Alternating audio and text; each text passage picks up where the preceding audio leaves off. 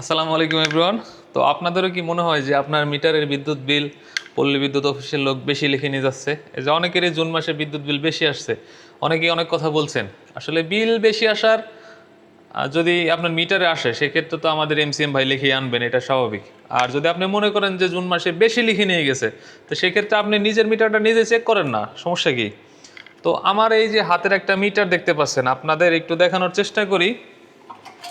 অনেকেই বোঝে না যে ইউনিট দেখে কীভাবে। এই যে দেখেন, এইটা হচ্ছে স্মার্ট কোম্পানির মিটার, এইটা পাশা কোম্পানির একটা মিটার। তো এই দেখানোর কারণ হচ্ছে এক এক মিটারে এক এক রকমের আসে আর কি।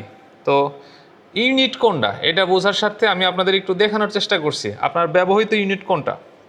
তো আপনি এটা দেখার জন্য এই যে বোতামটা, এটা চাপ দেন।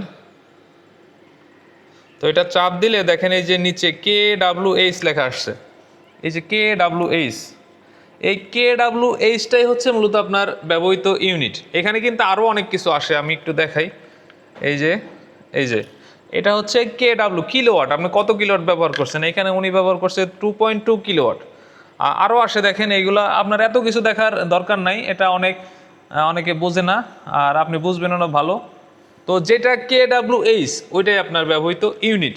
তো মিটার যদি আপনার স্মার্ট কোম্পানির মিটার হয় সেক্ষেত্রে আপনি কিভাবে দেখবেন?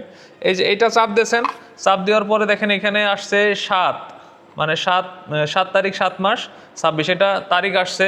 পরে আসছে সময় 11টা বাজে, সেটা সময়ও আসছে। আবার আসছে ভোল্ট, আপনার কত ভোল্ট বিদ্যুৎ মিটারে যাচ্ছে সেটা আসছে। আবার এম্পিয়ার, কতটুকু এম্পিয়ার আপনি ব্যবহার করছেন সেটাও আসছে।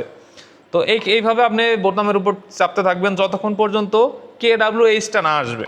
তো এখানে KWH দেখি, এই যে এখন আসছে KW, এইটার পরেই KWH আসবে। এই যে নতুন মিটার যেহেতু এটা, সেহেতু দেখেন এই যে 0.000 KWH, মানে এই মিটারটা এখনও নতুন। এই মিটারে ব্যবহৃত ইউনিট 0.0।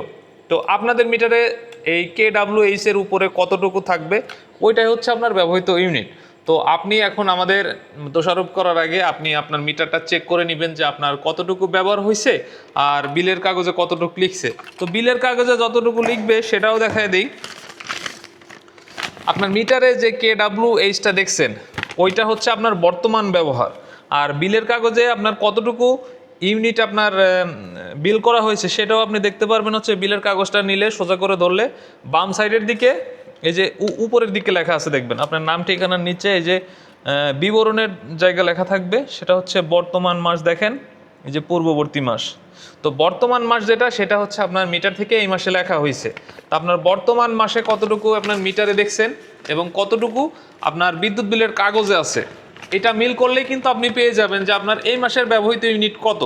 তো এখন আপনি আমাদের দোষারোপ তো করতেই পারবেন না, আপনার নিজের মিটারটা আপনি নিজে চেক করে দেখবেন যে আপনার মিটারে বিদ্যুৎ বিল আসলেই বেশি আসছে নাকি বেশি লেখা হয়েছে।